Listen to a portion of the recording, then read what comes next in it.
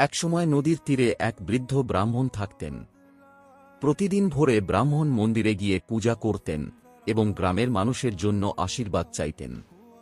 একদিন বর্ষাকালে ভয়াবহ বন্যা এল। গ্রামের সবাই নিরাপদ জায়গায় চলে গেল, কিন্তু ব্রাহ্মণ মন্দির ছেড়ে গেল না। তিনি বললেন, যে ঈশ্বরকে সারা জীবন সেবা করেছি তাকে ফেলে যাব না। জল ক্রমে মন্দির ভরতে লাগল। এক নৌকা এসে বলল, চলুন। ব্রাহ্মণ হেসে বললেন, আমার ঈশ্বরই আমাকে বাঁচাবেন। শেষে মন্দির ডুবে গেল। ব্রাহ্মণ নদীর স্রোতে ভেসে গেলেন। স্বর্গে পৌঁছে তিনি ঈশ্বরকে জিজ্ঞেস করলেন, আমি তো আপনার আশায় ছিলাম, তবে কেন বাঁচালেন না? ঈশ্বর বললেন, আমি তো নৌকা পাঠিয়েছিলাম, কিন্তু তুমি তো এলে না। শিক্ষা: ঈশ্বর সাহায্য পাঠান, কিন্তু তা বোঝাও গ্রহণ করাও আমাদের কর্তব্য।